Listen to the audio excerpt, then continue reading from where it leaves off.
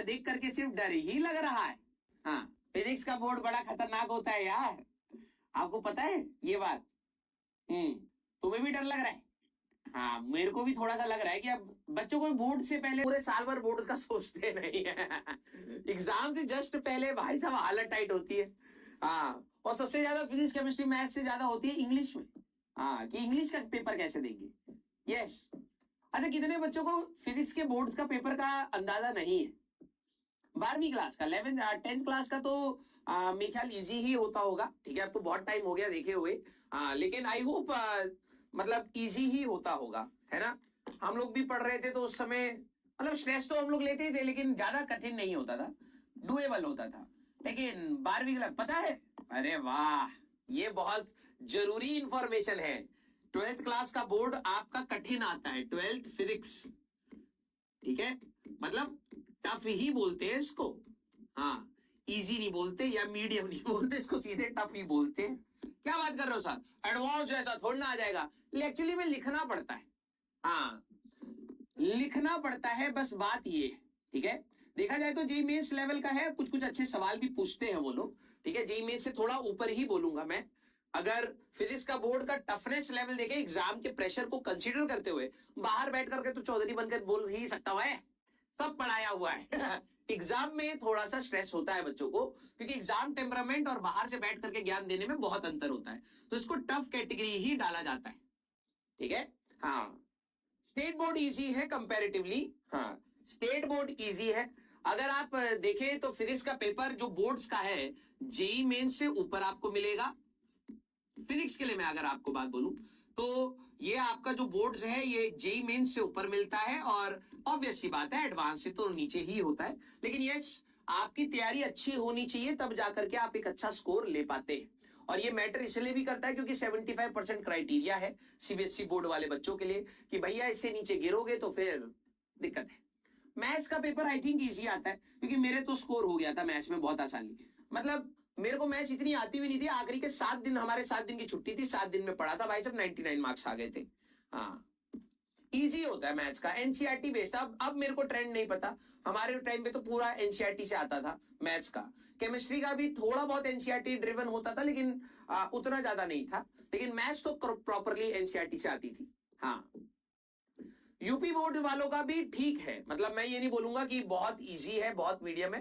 लेकिन कुछ का पेपर, जैसे गुजरात का बच्चे बताते हैं कंपैरेटिवली इजी है, महाराष्ट्र का कंपैरेटिवली इजी है फिजिक्स का, अगर मैं बात बोलूं। ठीक है, बाकियों का मैं नहीं बोल रहा हूं, लेकिन सीबीएसई का फिजिक्स का पेपर अच्छा बनाते हैं।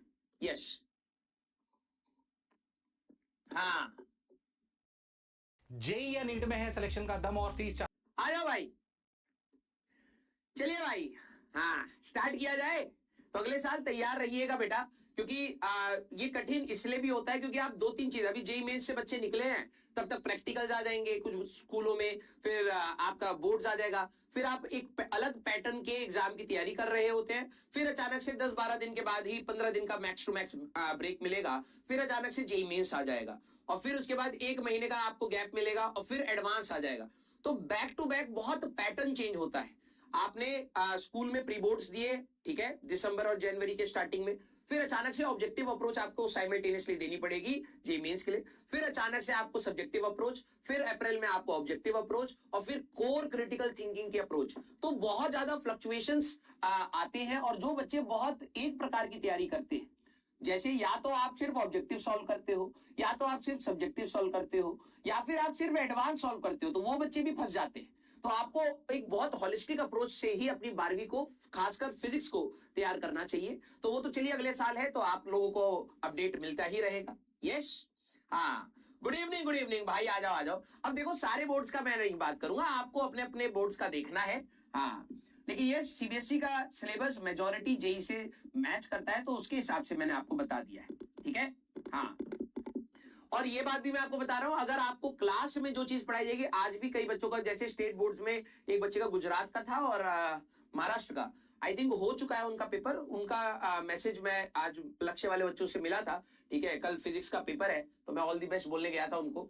तो वो बता रहे थे कि बहुत अच्छे से पेपर गया है, इजी पेपर आया था उनका, काफी अच्छा स्कोर भी बन जाएगा। ठीक है, that's a very good sign. ठीक है, क्लास की ही चीजों को उन्होंने कहा कि सर क्लास में जितना पढ़ा था उससे काफी कुछ हो गया है। ठीक है, मतलब अच्छा स्कोर हो जाएगा, मतलब एक आध सवाल में थोड़ा सा डाउट है, बाकी सब हो गया है। तो वही चीज आपको सीबीएसई में भी करनी होती है, बस ये है थोड़े से एक्स्ट्रा इनपुट्स लगते हैं। ठीक है, हाँ, 12th का पेपर कैसा आया था? 12th का पेपर वॉज गुड। मैंने आज अभी बच्चों से पूछा था। ठीक है, मैं आपको दिखा, मतलब आपको दिखा तो नहीं पाऊंगा। हाँ, एक बार छोटी मोटी इधर उधर की बात कर लेते हैं, फिर स्टार्ट करते हैं। ठीक है, हाँ, मैंने बच्चों से पूछा था टेलीग्राम चैनल पर, मुझे पेपर अच्छा लगा, डिसेंट वन। जेई की तैयारी ने हेल्प किया होगा फॉर श्योर। इस बार थियोरेटिकल पार्ट भी डायरेक्ट था, घुमाया नहीं ज्यादा। दिल बनाना जिन्होंने लाइक, जिनका बहुत अच्छा गया है, थम्स अप जिनका ओके ओके गया है, और एक और स्माइली था जिनका तारे दिख गए बेसिकली। तो 1400 स्टूडेंट्स ने अभी तक कहा है, दिल बनाया है, मतलब इनका बहुत अच्छा पेपर गया है। ठीक है, 100 बच्चों, मतलब 100 वाला एक सिंबल बनाया है 6 बच्चों को, जिनका मेरे ख्याल जो बच्चे ये एक्सपेक्ट कर रहे हैं जिनके फुल होंगे। ठीक है, 1300 स्टूडेंट्स ने बोला है ओके ओके। ठीक है, और 629 स्टूडेंट्स अभी तक हमारे पास ऐसे हैं जिनके तारे दिख गए। ठीक है, तो अगर मैं, देखो मेरा मैं आप लोगों को एक बात बताता हूं। ठीक है, ध्यान से सुनना, क्योंकि अगले साल आप लोग भी इसी चीज से जाएंगे। अभी आप लोग 10वीं क्लास का बोर्ड देकर के आए हैं, तो उसका भी स्ट्रेस आप जानते हैं, उसको भूलना मत, वो फीलिंग मत भूलना, क्योंकि वो बहुत इंपॉर्टेंट है।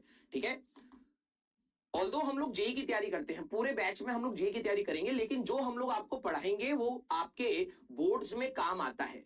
ठीक है, जैसे अभी मैं आप लोगों को कह रहा हूं कि मेरा पढ़ाया हुआ हो सकता है आपके स्कूल में डायरेक्टली मदद ना करे। रीजन नहीं, हम एक तो बहुत सारे एक्स्ट्रा टॉपिक्स भी पढ़ेंगे।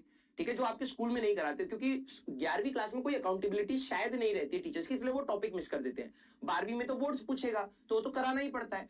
अब वहां पर क्योंकि हम तो सारे टॉपिक्स कराएंगे, तो 12वीं में आपको मदद मिलेगी, 11वीं में उतनी नहीं मिलती। इसलिए मैं हमेशा कह रहा था, आप अपने स्कूल के टीचर्स को देखिए, स्कूल के टीचर्स को देखिए। कई बार हमारी बताई हुई बातें वो गलत भी प्रूव कर देंगे, करने दो भाई, कोई दिक्कत नहीं है, लेकिन आपको जो स्कूल ने बताया है प्लीज आप वो लिख करके आएंगे, आपको मार्क्स मिलेंगे फॉर श्योर। अब मेरे हिसाब से मैंने पेपर मंगाया, पेपर वॉज वेरी गुड। मतलब मैं ये नहीं बोलूंगा, पिछले साल के कंपैरिजन में थोड़ा सा डाउन। ठीक है, क्योंकि पिछले साल का अच्छा पेपर, बहुत अच्छा पेपर था, उसके कंपैरिजन में थोड़ा सा डाउन। लेकिन अगर मैं देखूं, बहुत प्यार से बैलेंस्ड पेपर था, मतलब बहुत अच्छा पेपर था, और न्यूमेरिकल भर भर के थे। मतलब ऐसा नहीं कहूंगा कि सिर्फ थियोरेटिकल, हमारे टाइम पे काफी थियोरेटिकल आता था, लेकिन इस बार मतलब अब रिसेंट ईयर्स में अच्छा खासा न्यूमेरिकल है। मतलब जब आप लोग लक्ष्य में जेई की तैयारी करेंगे, तो definitely it's going to help your boards. लेकिन बात क्या है, प्रेजेंटेशन की। आप जेई की जब तैयारी करते हैं, तो आप लोग कहीं पर भी सॉल्व कर दिया, कहीं कुछ कर दिया, कभी अप्रोक्सीमेशन ले ले, कुछ भी कर ले, तो वहां स्टेप्स मैटर करते हैं। तो अब बच्चों ने अपने हिसाब से बेस्ट, मेरे हिसाब से तो वही है कि उन्होंने अपनी तरफ से बेस्ट करा है। लेट्स सी उनका क्या आता है, वो तो रिजल्ट वाले दिन ही पता लगेगा। लेकिन यस, बच्चे मेजॉरिटी हमारे सेटिस्फाइड हैं, क्योंकि डर बहुत रहता है। आपने फोकस होकर के बोर्ड्स की तैयारी नहीं करी होती है, आखिरी के कुछ दिनों में बच्चे मैनेज करते हैं इसको, तो that's a very good sign कि मेजॉरिटी बच्चे हैज अ गुड फीलिंग कि हाँ ठीक है सर, अच्छा हुआ है, मतलब बहुत डिजास्टर्स नहीं गया है। और जिनके ये तारे दिखे हैं, उनके कुछ कमियां रही होंगी। मैं चाहूंगा कि जब मैं बच्चों से मिलूंगा, पूछूंगा कि क्या कमियां रही, तो मैं वो आपको जरूर बताऊंगा कि अगले साल आप वैसी गलतियां ना करें। ठीक है, बोर्ड का पेपर देखो, अब बात होती है, मैं हमेशा कहता हूं, बाहर से पेपर को देखना और पेपर में बैठ करके वो स्ट्रेस के साथ करने में बहुत अंतर होता है।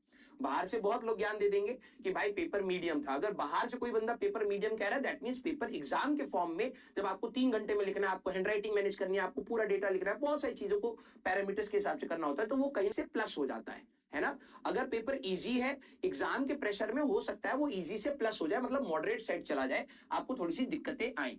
तो बाहर से देखने पर मैं उसको कह रहा हूं, this is the moderate paper. कई बच्चों को वो कठिन भी लगा होगा जिन्होंने तैयारी अच्छे से नहीं करी होगी। और ये अच्छी बात है कि अब हमारा जो बोर्ड्स का भी पेपर है, वो दैट इज क्वाइट कंसेप्चुअल। मतलब ऐसा नहीं है कि हमारे टाइम पर जैसे होता था, थ्योरी ज्यादा होती थी, न्यूमेरिकल फ्रंट कम होता था। अब न्यूमेरिकल फ्रंट अच्छा खासा बैलेंस आउट करके आ रहा है, और जब आप जेई की तैयारी करेंगे, तो आपके उसी के साथ ही आपका बोर्ड्स का भी तैयार होगा। लेकिन यस, उसमें पैटर्न की अंतर होती है, तो पैटर्न का थोड़ा सा ध्यान रख करके आपको अगले साल करना चाहिए। ठीक है, तो ये पेपर था। ठीक है, बहुत अच्छा पेपर था। मैंने 2-3 बच्चों का मंगाया मैंने, क्योंकि मल्टीपल सेट्स आते हैं, क्वेश्चंस में अंतर भी होता है। मेरे को अभी तक 3 सेट मैंने देखे, तो तीनों सेट में मेरे को तो अच्छा ही लगा पेपर, कि भाई paper was good, paper was balanced, and I hope कि आपके टाइम में भी ऐसे ही कंसेप्चुअल ही पेपर आए, ठीक है। अब केमिस्ट्री एंड मैथ्स का आई डोंट नो, मैं तो अपने सब्जेक्ट के बारे में यहाँ पर बता रहा हूँ। अरे अभी डरना नहीं है, आराम से करेंगे ना बेटा। लेंदी, हाँ लेंदी है, क्योंकि अब मैं बता रहा हूं, क्योंकि आप वहां पर न्यूमेरिकल से तो स्टेप्स बढ़ाओगे, कैलकुलेशन का ध्यान रखोगे, लेंदी रहता है। तो कुछ बच्चे होते हैं जो मैंने उनको बोला था स्टार्टिंग से स्पीड रखना, क्योंकि अगर आप स्टार्टिंग में कंफर्ट जोन में रहोगे तो बाद में पैनिक करोगे। स्टार्टिंग से हैंड राइटिंग उस लेवल पर नहीं जानी चाहिए कि कुछ समझ नहीं आ रहा, क्या कीचड़ मचा दी है, इतनी रखो कि टीचर समझ जाए, और स्टार्टिंग से स्पीड रखोगे तो अच्छा पेपर था, मतलब लेंदी आप कह सकते हैं उसको।